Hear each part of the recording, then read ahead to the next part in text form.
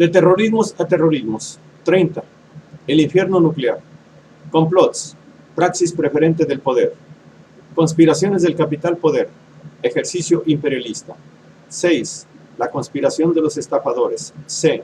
Parte 5. Esta es una obra del maestro Héctor Alejandro Mora Gallardo.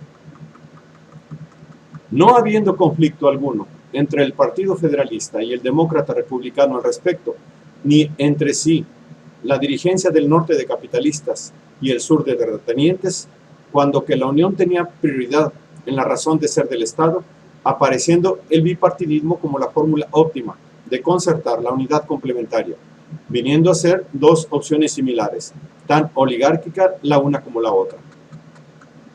Para cuando la diferencia drástica que interfería el propósito integracionista radicaba en la esclavitud efectuada por los terratenientes y su práctica de faenas agrícolas que venían a ser la dínamo de las ganancias de una casta de señores de la tierra a la manera precapitalista. Dadas las grandes posibilidades de incrementar la explotación agrícola, por supuesto que la esclavitud sería tolerada más allá de los primeros 20 años que originalmente se parlamentaron, tal y como se dispuso en la Convención de Filadelfia de 1787. Inclúyase la ley expedida en marzo de 1807, siendo Thomas Jefferson presidente, la que prohibía la importación de esclavos a comienzo del año siguiente. Para cuando las plantaciones de algodón, arroz, caña de azúcar y tabaco estaban por conocer su apogeo, haciendo improcedente tal ley, fomentando el crecimiento de un sur contrapuesto, pero en alguna medida complementario y tolerado durante décadas por el dominio central capitalista que pertenecía al norte. A prácticamente 2 décadas del prototípico informe sobre la cuestión de las manufacturas presentado por Alexander Hamilton, el secretario del Tesoro de la administración Jefferson, Albert Gallatin, da cuenta de que el desarrollo de las manufacturas en las ya muy diversificadas ramas productivas establecidas en la época, acorde con la expansión demográfica del país, hace ir creciendo en muy diversos rubros las exportaciones. Destacando que en hierro y productos se calcula que se utilizan anualmente 50 toneladas, de las cuales 40 son producidas en los Estados Unidos. El resto se importa de Rusia, Suecia y de Inglaterra, siendo lo más importante del caso el que la manufactura de clavos se realiza empleando una máquina inventada en los Estados Unidos, en lo que se debe reconocer que tal era el camino propuesto por Hamilton. Artículos galvanizados, vidrio y cerámica, pieles, papel, textiles, las fábricas comenzaban a incrementarse e intensificar la producción, por lo que las exportaciones ya eran de un monto considerable, en términos generales, superando en ingresos a los egresos destinados a comprar artículos o materias primas importados. De ahí que el progreso de América no está constreñido al desarrollo de su agricultura, sino que sus ciudadanos han extendido su comercio a todas partes del mundo. El sistema liberal otorga al ciudadano estadounidense mejores condiciones político-económicas en comparación a las de otros países en que su desenvolvimiento productivo comercial se ve restringido por impuestos y monopolios, presume Gallatin. La desventaja la tenemos en lo referente al capital superior de la nación más desarrollada de Europa, que le permite a sus comerciantes dar créditos muy amplios, aceptando que la estrategia adecuada consiste en potenciar y promover a las manufacturas otorgando subvenciones, poniendo aranceles a las importaciones y concediendo préstamos gubernamentales. Ante la escasez de capital, para el dirigente de la política económica norteamericana, la solución sería que el gobierno de los Estados Unidos prestara a intereses muy bajos a los fabricantes, a la manera de hacerlo en Nueva York y en Pensilvania, que contaban con los mayores bancos del país. Se cree que se podría diseñar un plan por el cual 5 millones al año, pero no excediendo en total los 20,000, podrían prestarse sin riesgo material de pérdida final y sin agobiar o lastimar a la comunidad. Disposiciones en las que se advierte que si bien Gallatin sigue los lineamientos que Hamilton había planteado como desarrollo genérico de los Estados Unidos, en lo referente al manejo bancario, es cuidadoso de que la mano del gobierno regule los intereses, evitando riesgos de pérdidas y agobios a la comunidad, los que la banca privada suele causar. Le faltó añadir.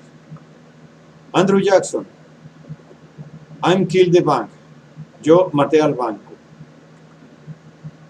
La tendencia a uniformarse los criterios entre los participantes del establishment bipartidista en seguimiento de imperativos predispuestos por la unidad y el desarrollo productivo terminan por igualar los criterios y la praxis de los recientes estrenados gobiernos de Washington. No es de extrañar que el cuarto presidente de la Unión Americana, Madison, antiguo opositor a la política de Hamilton, asumiera la responsabilidad de refundar el Banco Nacional. Ciertamente, lo que quedaba de los federalistas se sorprendieron, pero el gobierno de los Caballeros de Virginia, que duraría un cuarto de siglo, no tenía por qué significar diferencia sustantiva del primer gobierno federalista. El gobierno se ha vencido a sí mismo por completo en terrenos federales, escribió un gobernador federalista. Y era muy cierto que el federalismo y su gobierno de control central prevalecía incluso y cuando tal partido fenecía. Un nacionalismo capitalista se convertía en el sistema que dictaba la política estadounidense, siguiendo por la ruta marcada por Hamilton, que Henry Clay reconfiguró en la fórmula del sistema americano basado en el desarrollo de las manufacturas y en el crecimiento del mercado interno.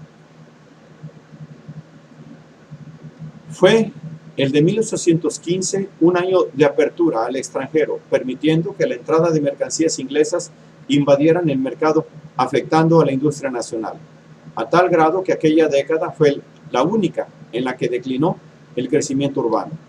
Y las industrias pidieron protección, ya fuesen las de Nueva Inglaterra o las de Carolina, o las precoces fundiciones de Pittsburgh, por lo que la administración republicana comprendió que el proteccionismo calculado para la agricultura también debería incluir a los fabricantes. Así lo admitió Hamilton.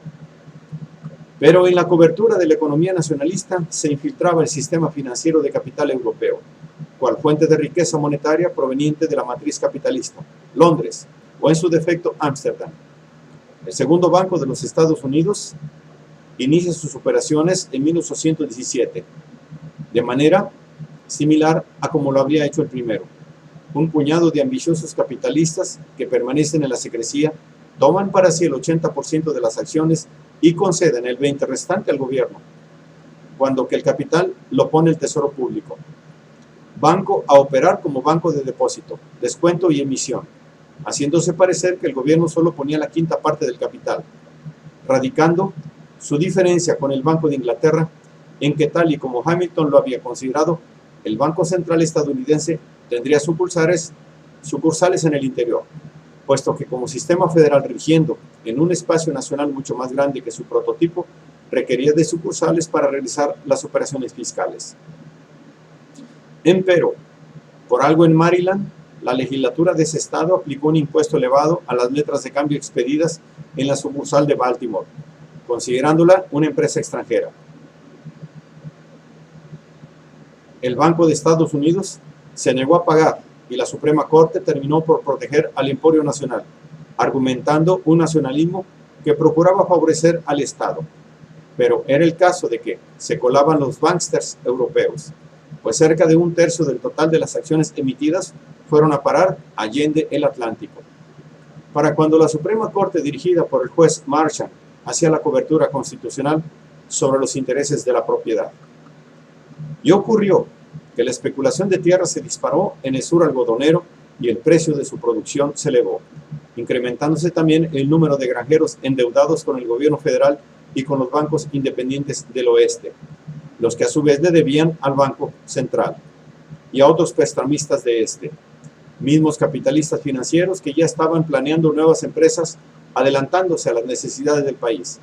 El Banco de los Estados Unidos, que habría podido poner un freno a la inflación, fomentó esta insensata especulación hasta finales de 1818, cuando sus directores tomaron medidas para reducir los créditos. Esto apresuró el inevitable pánico que se produjo en 1819. Muchos bancos estatales quebraron y enormes cantidades de tierras del oeste fueron confiscadas por el Banco de Estados Unidos, en el mismo año en que la decisión de McCulloch prohibía a los estados gravar con impuestos al monstruo. El oeste se enfureció ante el poder monetario del este y los malos tiempos, que duraron hasta 1824, allanaron el camino al movimiento que después sería conocido como democracia jacksoniana. Queda ejemplificado ¿Para qué fregada cosa sirve la criatura de los banksters?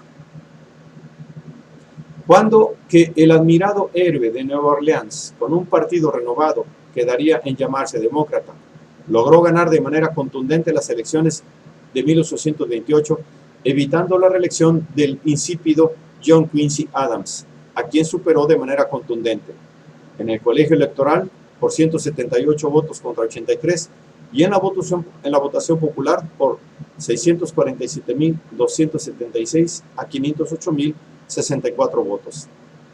Es verdad que Andrew Jackson era el campeón del pueblo, si por pueblo entendemos a la prominente y amplia clase media estadounidense, la más desenvuelta de la época. Si el gobierno de Jackson decía estar por los más humildes de la sociedad, como hace ver Howard Zinn, había que excluir de su conjunto abarcado a los indios y a los esclavos.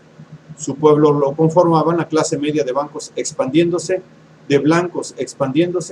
y conquistando el país como pioneros y pequeños propietarios. En el corto espectro del bipartidismo, Jackson y sus seguidores eran lo más democrático por escoger, y ciertamente tenía el apoyo de esa porción predominante del pueblo, conformada por emprendedores agricultores, artesanos y demás trabajadores urbanos de un norte hacedor de urbes, y así de la media burguesía que encontraba amplio campo para su realización en el vasto espacio hacia el Pacífico. Porción social numerosa que tenía por rivales a los menos, los varones del dinero y a los terratenientes, contraponiéndose también al sistema americano de Clay, pidiéndole al gobierno libertad para poder actuar de manera emprendedora, pero en igualdad de condiciones con los empresarios ya consagrados, no teniendo el propósito de hacer descender a los ricos, sino de igualarlos. Crecieron a la sombra del viejo nogal, como burros y no como intelectuales. Era innegable que al pueblo le agradaba Old Hickory, viejo nogal. Andrew Jackson no fue un defensor de los hombres comunes, pero estos lo querían, pues él había demostrado que un hombre nacido en una cabaña de troncos podía hacerse hombre rico y llegar a la presidencia. Un principio de democracia a lo Cenicienta, acompasando al sueño americano. La chusma lo acompañó en la Casa Blanca en un festín popular que pasó a ser su toma de posesión. Mientras que a la burguesía bien vestida y de refinados modales, nada de eso tenía por qué agradarles. Una turba de malolientes asaltó la Casa Blanca destrozando el inmueble tan finamente arreglado. Los hombres se embriagaron y terminaron dándose de puñetazos. Las mujeres se desmayaron. Los íntimos de Andrew tuvieron que hacer una valla para protegerlo de su querido pueblo. Aquello sí que fue una auténtica fiesta popular, como no ha vuelto a ocurrir en la Casa Blanca. Siendo consecuente con su ideal antiplutocrático, desde el inicio de su periodo, adversó al banco, procurando menguar su poderío, teniendo por ende una actitud que sus opositores y los historiadores calificarían de populista. El nuevo presidente atacó de inmediato a la burocracia enquistada en el gobierno federal, destituyendo gran cantidad de funcionarios, apuntándole en particular a los servidores del Banco de Estados Unidos. Los banqueros contraatacaron proponiendo a 4 años del término de la concesión que ésta fue renovada, contando con la aquiescencia de las 2 cámaras, de manera tal que el Senado se la envía al presidente para que la valide con su firma. Pero el presidente no la firmó, sino que la vetó, alegando la responsabilidad moral de su gobierno para con los ciudadanos comunes. El veto del presidente manifestaba con claridad su animadversión para con el Banco de Estados Unidos, echándole en cara al Senado el haberlo promovido, haciéndole notar que las facultades detentadas por tal banco no eran autorizadas por la Constitución y perjudicaban los derechos de los estados, y resultan peligrosas para la libertad del pueblo. Old Hickory se manifiesta dispuesto a defender a su pueblo de la hidra de múltiples cabezas.